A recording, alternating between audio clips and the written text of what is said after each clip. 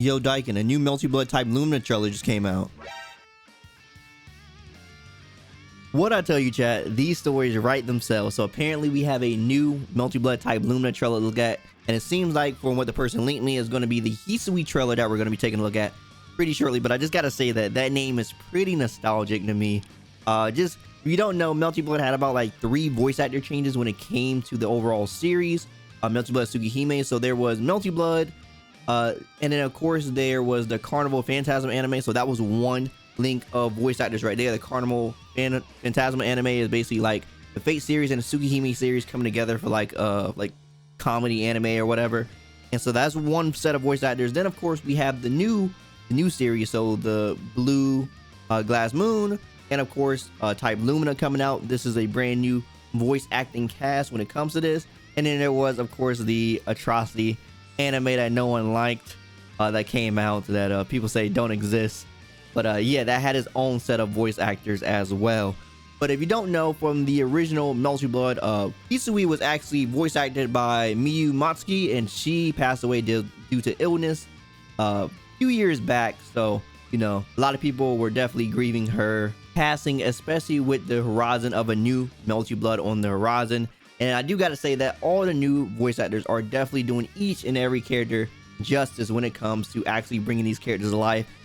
Including the new Hisui voice actor that is doing a great job portraying the character and making everything feel like how it did before. All the voice actors are pretty much doing a spot on job, basically allowing us to have a sense of nostalgia within this game. And I do have to appreciate each and every one of these voice actors for that. But yeah, that's something serious, man. Now, talking about the maids, I know a lot of people weren't really excited about, you know, a clone character being in the game and stuff like that, but I think they're doing something pretty interesting that I didn't catch last time when we looked at the maids trailer when they were together. And that is, usually I believe in the other previous Melty Bloods, they just called each other for like their moves. But this time it seems like they have interactions, which I didn't catch. Apparently the big plan is actually done by actually using the plant from Kohaku, and then Hisui actually waters the plant and that becomes like a bigger plant. So if there's moves like this, where like one move interacts with the other and they're able to do combinations, this will make the character completely unique that wasn't there or present inside of the older versions of the character, which I think is really, really cool, man. But let's take a look at this trailer and see exactly how she actually interacts by herself. All right, show me something good.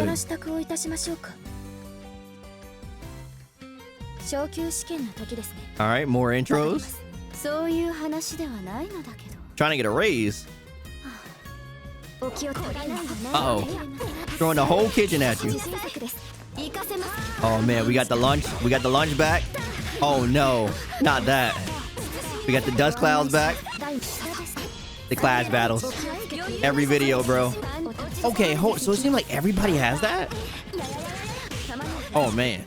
Oh no, not the frying pan. Everything in the house coming at you. You gotta love it. Yeah, very good, man. The VAs are doing very good. So I don't know if y'all peeped the chat, but this girl actually did like 4 overheads at one time. Look how many overheads she just did. That is a lot of overheads. And set up the Oki with the launch. Hey, the dust cloud combos looking nice into the launcher. Look like BCBC, air grab. I don't know if a lot of combos are actually going to end. That maybe just like what they're doing for trailer stuff. This right here though. So we've seen this in the Akia trailer where she teleported behind off of the shield. This just may be something every character can do now. This may just be like a universal option. So they said you have an attack after you do a shield. So I'm guessing the attacks may be universal, or maybe these two characters just have similar ones. Right now, just based on the fact that there's 2 characters with a similar one, because we see a brand new one from Akia right here. So we've seen one where Akia went behind as well. And then this time she's doing the claw scratch. This time she shields and she goes behind. So it seems like you may have more than one option when it comes to actually utilizing what attack you do off the shield. It may be you may have like 2 to 3 options when it comes to that, which is pretty cool. This character also, I mean, you know, it is Hisui, so she's gonna be throwing the whole house at you when it comes to things. So she's gonna have the projectiles, she's gonna have the setups, the dust cloud stuff. I wonder how fast the dust cloud actually is gonna be compared to before, because it's a pretty fast move, and I remember some people actually using it as like a reversal and wake up and stuff like that. I don't remember if it was frame 1 They definitely did use it on Wake Up. Man, that is extremely fast overhead. Like when she jumps, it's almost looking like a under night assault as like how fast it is. They keep putting the clash battles in there, man. They know we love it. I don't know if there's anything that you know, new people will probably understand. Like, yo, why is there like a bunch of clashes like in every video? But if you know anything about the old days, we definitely liked a lot of clash battles and stuff like that. I think they realized that, and that's why they keep putting it in there. Just showing that, yo, we got some clashes in this game. That's definitely like probably some boomer stuff, but it definitely looks nice. I definitely got to say that. One thing we got to keep noticing about these trailers too, guys, is that they're probably not showing us everything inside their kit. We're probably just seeing like a base of like what their kit could do, because I'm pretty sure she has that water can move, right? Unless that water can move is only specifically tied to her being with Kohaku, which would be pretty interesting too, that she has like different moves from there. I would imagine it'll be the same tool set, but the tool set is actually utilized differently when they're actually together. So I imagine we're not seeing like everything that these characters actually have to offer as fair everything, because from what I've gathered from everything that I've seen, if that truly was a hold that we saw in Akia's trailer when like the screen was like swirling and like you seen like the light coming towards her foot and stuff like that, then we haven't even seen like the hold attacks that these characters can do and the properties and stuff that they may change depending on things that they do. So it's a lot of like things here for characters that we're really not probably seeing inside of these trailers, because I think if we remember correctly, there was actually a hold that she can actually do on her frying pan as well, which like made it into like an overhead and stuff like that. So, you know, if these holds and stuff mechanics are still in the game, which it looked like it is because of Akia's trailer, then we're really not seeing like all the properties and things that these characters can do. So we're just seeing like a very small base. But for the most part, for 45-second trailers, I think they really are showing us a lot. I mean, you know, I really can't complain with how these trailers are actually being approached compared to especially like a Dragon Ball trailer. I mean, when you come in from Dragon Ball and a KOF trailer, these trailers look like godsends. I mean, you know, it's showing a decent amount. You get some boomer stuff in there with the clash battles. You get to see a decent amount of moves. The actual screen transitions are very nice. They're like they have like a nice pause to it to where you can actually visualize what's happening. It's not like, you know, the KO trailers where it's like a hit and then you go to the next screen, hit, and then another screen.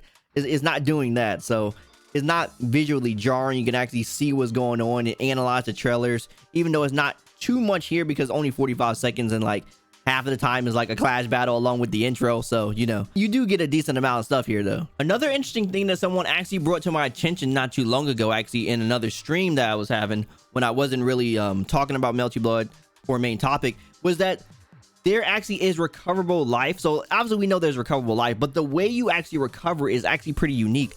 Apparently during the clash battles, you actually recover some of the like regenerable life that you can gain back. So like the gray life goes up, and also apparently shields actually does the same thing. So we take a look at it real quick. Let's find a section where it happens. So we take a look at this clash battle right here. You see their life both going up when that happens. It's very quick, right? And then like you actually gain actual life back when you do actual shields. So not only does the shield give you gray life back, but it gives you your main life back too. This is going to be a pretty interesting dynamic. I think it's really going to reward people for doing good shields, and it may actually like make it to where clashes are something that like aren't like inherently bad. This could make games seem pretty long, especially if this is like a neutral heavy game. This could be like some pretty long games, especially if you're like trying to play the neutral and like both of you guys are regenerating your life and stuff like that. You know, things could definitely play out for like a long time. I really hope it isn't like a too long of a game. I don't want matches lasting for like forever. I do hope like, you know, matches are pretty quickly. I don't want it to be like extremely fast, like a Guilty Gear Strive fast, to where like we're playing like 3 out of 5 because you just die. You know, a pretty standard match I think is okay. I think like, I don't know, maybe like Blaze Blue fast would probably be good. I think Blaze Blue has pretty good speed as far as rounds go and stuff like that. I just don't want it to be too long, but I don't want it to be obviously too fast as well. I think it's just a nice balance to be overall pretty good. The damage already seems pretty high as well too, so I think that will actually help in the part of like making sure that people die relatively fast rather than like making sure that the matches draw out. It's crazy to me, chat, that people are really finding more things as we analyze these trailers. Like I really didn't notice like there was a passive like regenerative life that was happening from like these actual clash battles and shields. You know, I'm just looking at it and just getting the hype that, you know, these clash battles are in every trailer and stuff like that, and just analyzing the shield attacks. I wasn't looking at the passive effects that it can actually have. I wonder if it actually affects like your actual moon drive. I don't really think nobody really talks about like what increases your moon gauge like the most? Like, is it like something like a comeback mechanic? Like, does it come back high? Like, does it go up higher for getting hit? Does it go up higher for like doing the damage? Or does these shields and clashes actually affect that as well too? That's something that I really haven't heard people talk about. That could actually use some more analyzing. We probably got enough footage to actually probably look at and see exactly how that actually is being done from these trailers and stuff like that. Like I keep saying, chat, I cannot wait for this game to come out. It looks better and better every time I look at it. Every time I learn a new piece of information about the game, I just look forward to it more. As I keep saying also, I wish this game did have a beta. Like, I don't even need the beta. Like, I just wish they did something like Guilty Gear Strive. I hope so. Like, it's still a possibility, but probably won't happen.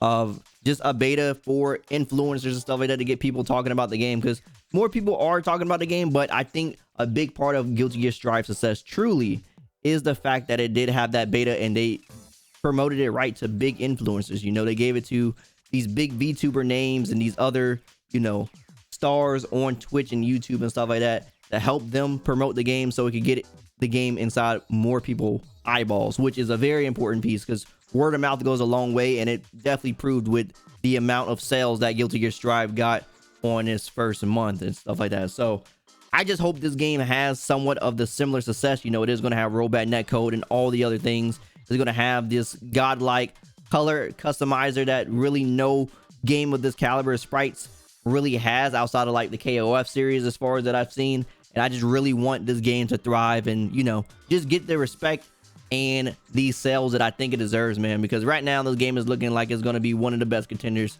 for, you know, a good fighting game that's going to be around for quite a long time. I'm trying to get me a maid like Hisui too, bro. A maid and a bodyguard? She a whole one-man army. Take care of the whole mansion by herself.